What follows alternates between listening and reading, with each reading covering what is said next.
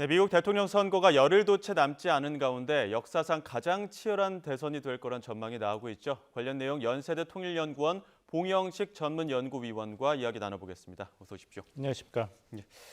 자, 지금 여론조사에서도 계속 엎치락뒤치락하고 있는데 지금 이 상황에서 누가 조금 더 유리하다고 볼 수 있을까요? 예, 정말 박빙 중에 박빙이죠. 그래서 저도 재밌으면서 굉장히 고달픕니다.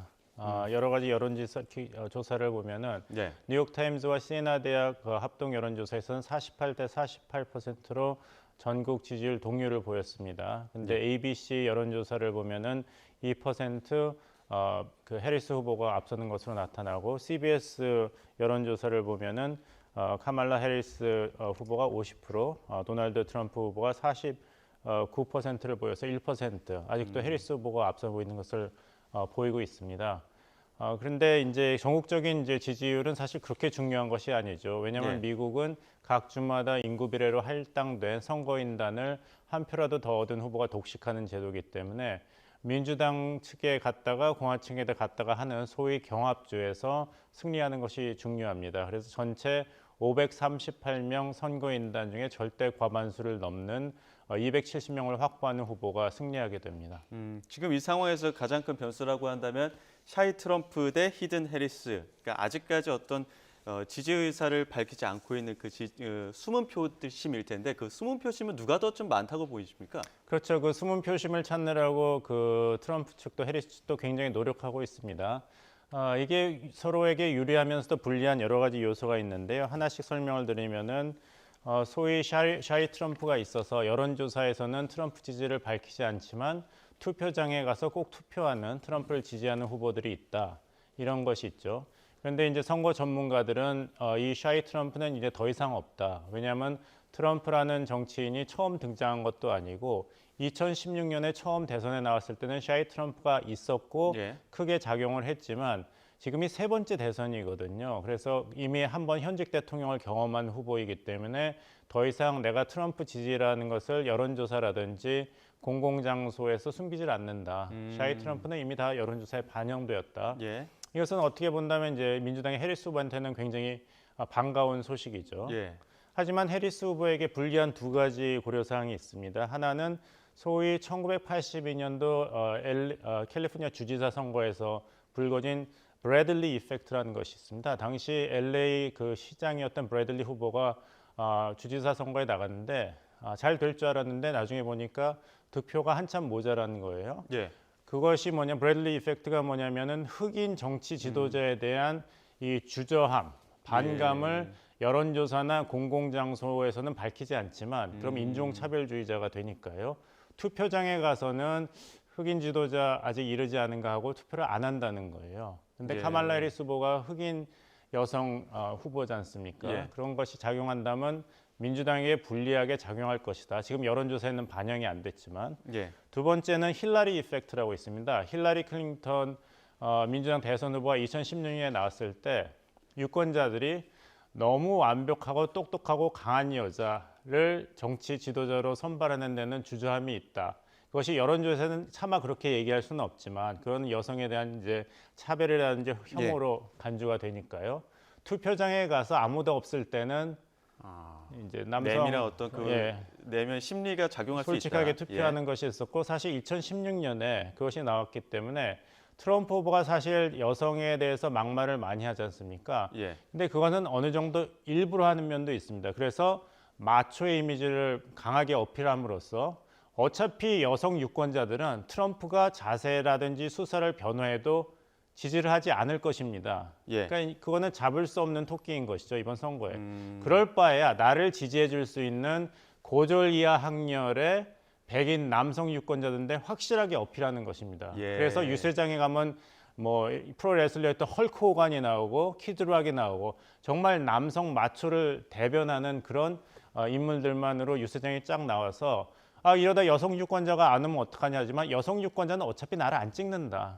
나는 집토끼를 잡아야 된다는 것이죠. 그래서 만약에 이 브래들리 이펙트와 힐러리 이펙트가 강하게 작용한다면 여성, 흑인, 아시아계 후보인 민주당의 카말라 해리스 부통령에게 불리하게 작용할 것이고 샤이 트럼프가 그동안 대선을 두 번 치르면서 공화당 지지자층으로 표면적으로 돌아섰다면은 트럼프 후보에게는 이게 불리한 현상입니다. 예, 굉장히 묘한 어떤 긴장 관계들이 계속 지속되고 있는 상황인데 결국 앞서 말씀하신 것처럼 승부는 경합주 7곳에서 나는 거지 않습니까? 예. 지금 그 경합주 7곳의 상황은 어떻습니까? 그것도 아주 박빙 승부, 다 여론조사에는 오차 범위이기 때문에 어느 후보가 앞서고 있다고 이야기할 수가 없습니다. 유력한 주간지 이코노미스트가 잠깐 경합주 7개 중에서 일부에서 트럼프 후보가 오차 범위 내에서의 앞서는 모습을 보였다고 이야기하고 예. 거기서 트럼프 대세론이 한 2주 전에 굳어진 적이 있습니다. 하지만 지금 그래프를 다시 보시면은 그 여론조사가 발표된 이후로 다시 박빙으로 돌아섰기 때문에 사실 이 경합주에서 어느 후보가 앞선다 따라서 이번 대선은 어느 후보가 유리하다고 이야기한다는 것은 통계학적인 입장에서 보면 정확한 이야기는 아닙니다. 오차 범위 내라는 얘기는 정말 어떻게 될지 모른다는 것을 스스로 과학적으로 인정한 말인데 그래도 누가 앞선다고 얘기하는 것은 사실 통계학적으로는 의미가 없습니다. 예. 그러면 어떻게 누가 당선될지를 알 수 있는가? 제가 힌트 하나를 드리겠습니다. 트럼프 후보가 이번에 3번째 대선에 나온 것입니다. 예. 그래서 미국 헌법상으로는 이번에 트럼프 후보가 당선이 되면은 다시 3선 될 수는 없습니다. 미국 헌법상으로 대통령직의 승리는 2번만 할 수 있거든요. 예. 그러니까 2016년에 한 번 이겼으니까 이번에 이긴다면 트럼프는 이것을 끝입니다. 예. 그럼 2016년과 20년에 트럼프 후보가 어떻게 했는가? 전국적인 득표율이 같았습니다. 47%였어요. 예. 근데 왜 2016년에는 이기고 2020년에는 졌는가? 제3후보가 표를 많이 가졌을 때는 트럼프 후보가 이겼고 제3후보가 표를 적게 가졌을 때는 졌습니다. 예. 그래서 2016년에는 트럼프 후보가 전국 득표를 47%를 했고 힐러리 클린턴 후보가 48%, 1%더 예. 받았지만 선거인단을 많이 확보해서 승리했습니다. 당시에 제3후보군이 약 5%를 가져갔어요. 근데 2020년에는 바이든 후보가 51% 전국 득표를 했고 트럼프 후보는 다시 전국 득표율이 47%였습니다.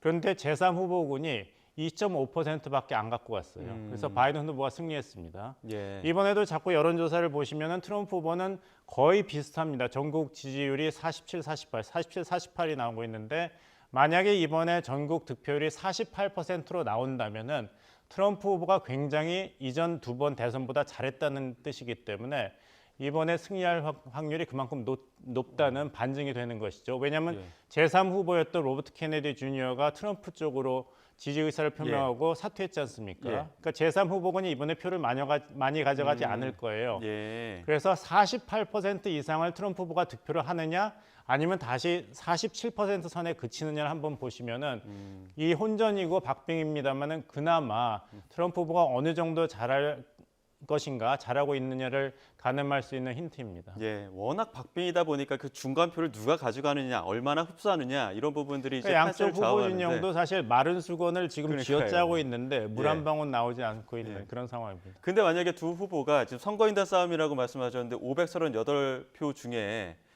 절대 과반이라고는 270표를 누가 가져가느냐가 승패를 좌우할 텐데 만약에 269 숫자로만 따지면 동률이 나올 수 있는 가능성도 있는 거 아닙니까? 이거 어떻게 되는 겁니까? 그러니까 이제 계산상으로는 가능한 시나리오입니다. 그렇지만 실제로 일어날 확률은 거의 높지가 않다. 지금 나오고 있는데 소위 그 회색으로 표시된 이 경합주의 선거인단 분포를 보면은 여기서 소위 그 러스트벨트 북동부에 있는 블루칼라 노동자들이 많은 주 그리고 남쪽에 썬벨트 경합주를 누가 이기냐인데 썬벨트 경합주는 트럼프 후보가 앞서고 있고 지금 근소한 차이입니다만은 북동부의 이런 러스트벨트 쪽은 그 카말라 해리스 후보가 앞서고 있습니다. 예. 그래서 이것을 보면은 카말라 해리스 후보는 미시간 그리고 위스콘신, 펜실베니아 그러니까 15, 10, 19를 더하면은 딱 270명을 확보하게 됩니다. 다른 데는 다 지더라도. 근데 이 경험을 보면 이렇게 269 대 269로 나올 확률이 거의 없습니다. 하지만 나온다고 가정을 한다면 어떻게 되는가? 이 표는 이제 의회로 넘어가게 됩니다. 그래서 상원에서는 상원의원이 100명이지 않습니까? 그러면 100명이 부통령을 선출하게 됩니다. 예. 절대 과반수 원칙에서. 그래서 부통령 후보 J.D. 벤스와 팀 월츠 중에서 상원의원 51명 플러스 득표를 한 사람이 부통령이 되는 겁니다. 예. 그럼 대통령은 어떻게 선발이 되는가? 하원이 합니다. 근데 하원은 이 전체가 각자 투표하는 것이 아니라 각 주 단위로 하게 돼 있습니다. 그러니까 아이다호주 하원이 모여서 우리 주는 어느 후보를 지지한다 이런 식으로 되는 거죠. 예. 그래서 그러면 이제 50명이 나오지 않습니까? 미국이 50주니까 하원의원 50명이 투표를 해서 50명 하원의원의 절대 과반수는 26명이죠. 예. 26명 이상을 득표한 사람이 이제 47대 미국 대통령이 되는 겁니다. 예. 근데 하원에서도 25, 25 계속 동률이 된다. 그러면은 절대 과반이 나올 때까지 계속 투표를 합니다. 근데 투표를 하는데 계속 데드락 25대 25로 계속 절대 과반수를 얻는 후보가 없으면은 근데 이제 새 대통령 그 임기가 시작되는 1월 20일이 지나면은 부통령이 임시 대통령을 절대 과반 득표 대통령 후보가 나올 때까지 수행하게 됩니다. 그러니까 J.D. 벤스나 팀 왈츠가 잠깐이나마 예. 대통령을 할 확률이 생기게 됩니다. 그러니까 이제 수싸움이 워낙 치열하다 보니까 지금까지 보지 못했던 대선이 나올 수도 있다 이런 예측들이 나오는 그렇습니다. 이유일 텐데. 그리고 복잡한 게 뭐냐면 그럼 그 투표를 하는 하원의원은 예. 지금 있는 하원의원인가? 그렇다면 공화당한테 유리하죠. 왜냐하면 주별로 하원들이 투표한다 그랬지 않습니까? 그러면 주별로 어느 당이 더 다수냐를 봤을 때는 공화당이 유리합니다. 왜냐하면 공화당 하원이 많은 주가 26개 주고 민주당 하원의원이 더 많이 분포한 주가 22개 줍니다. 근데 이게 이번 선거에는 대통령만 뽑는 게 아니거든요. 예, 예. 상원의원도 뽑고 예. 하원의원을 뽑습니다. 이번에 선출되는 하원의원이 그 운명을 결정하게 됩니다. 어렵습니다. 자, 이런 가운데 또 미국 유력 일간지 워싱턴 포스트가 이번 대선에선 특정 후보 지지하지 않겠다라고 발표를 했는데 지금까지는 이제 민주당 쪽의 그 인사들을 좀 지지를 했었는데 이번에 좀 한 발 물러섰거든요.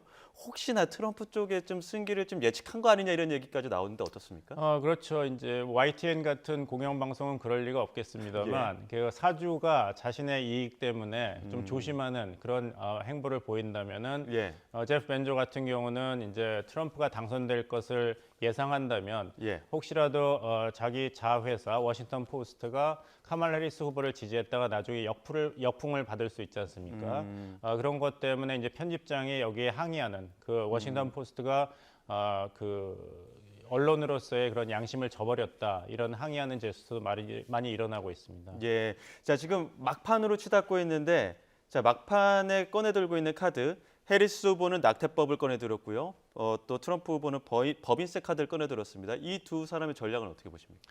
그러니까 이런 세금 문제는 이제 계속 꾸준히 그 트럼프 후보가 제시를 했고 해리스 후보는 결국에 있는 기득권층만을 그 도움을 주는 그런 정책이다. 나는 정말 미국 서민들을 위하는 대통령이 되겠다 이렇게 얘기했는데 만약에 해리스 후보가 이번 대선에서 진다면 되게 이제 게임에서 지고 나면은 다들 내 말을 들었어야 되는데 안 들어서 졌다 이런 얘기가 예, 예. 많이 나오지 않습니까?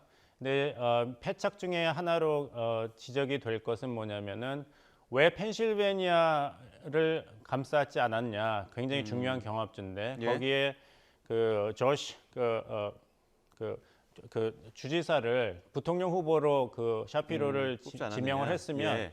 펜실베니아를 확보하고 더 확장을 했을 텐데 왜 애매하게 미네소타주의 주지사인 팀 왈츠를 러닝메이트로 해서 경합주에서 졌느냐 이런 얘기가 분명히 나올 것입니다. 두 번째는 바이든 후보의 경제 정책 실패 때문에 많은 유권자들이 트럼프 쪽으로 돌아갔는데 왜 지난 3년 반 동안에 바이든 대통령의 그런 실정을 비판하지 않았는가? 그래서 유권자들과 공감대를 왜 형성하지 않았는가?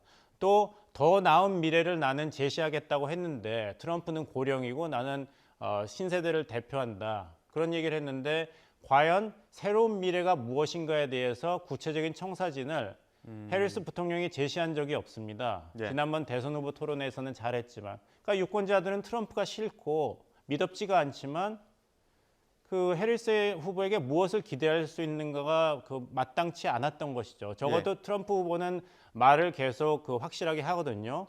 법인세 올려가지고 낙수효과 경제로 혜택을 줘서 라티노 계층 그리고 흑인 계층의 그 노동자 계급 사람들도 결국에는 장기적으로 이익을 받게 지난 3년 반 동안의 살인적인 물가고 때문에 고생을 했는데 비록 친기업적인 세금 정책이지만 결국에 혜택은 당신들에게 돌아간다.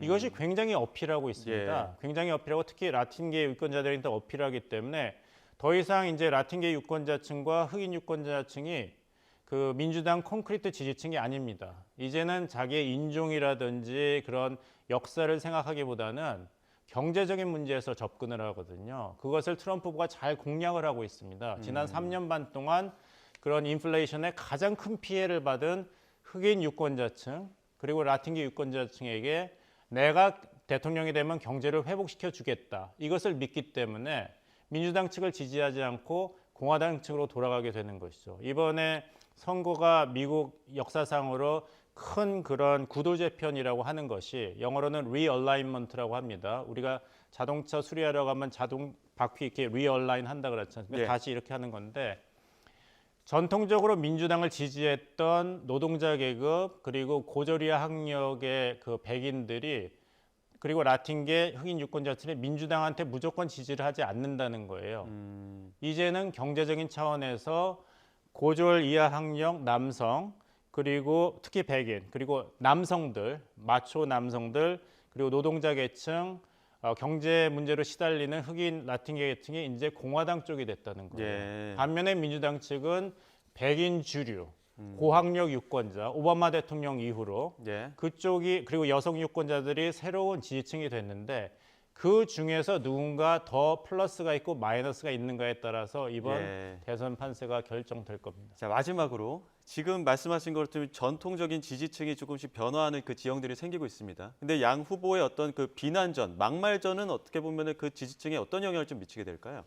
이제 해리스 후보를 지지하는 그런 유권자들과 그런 후원금을 준 사람들도 그 점을 우려하고 있습니다. 이제 트럼프 후보의 막말이야 아까 말씀드린 대로 고조리아 학렬의 백인 남성들을 규합하기 위한 전략으로 볼 수가 있죠. 그리고 트럼프가 막말을 한다고 놀랄 사람이 아무도 없습니다. 이제는. 해리스 후보도 근데 파시스트다, 위험하다, 정신 능력이 뭐 의심이 간다 그런 얘기를 하는데 왜 하냐는 이제 지적이 나오고 있거든요. 다시 말씀드리면 만약에 해리스 후보가 패배를 한다면 이 점을 패착으로 지적하는 사람이 많을 것입니다. 왜 트럼프랑 똑같이 그렇게 같은 전략으로 맞섰는가? 미래를 얘기하고 경제 정책을 얘기했으면은 해리스를 지지하는 유권자들이 많았을 텐데 트럼프 위험하다, 트럼프 민주주의의 위협이다 얘기로는 유권자들이 이미 아는 얘기를 왜 하느냐? 그것보다는 새로운 얘기를 해야지. 잘 모르는 당신 해리스 후보를 내가 지지하겠다 했는데 그 문턱을 넘지 못해서 당신이 졌다. 이런 지적이 나올 것입니다. 알겠습니다. 여기까지 듣겠습니다. 지금까지 연세대 통일연구원 봉영식 전문연구위원과 함께했습니다. 고맙습니다.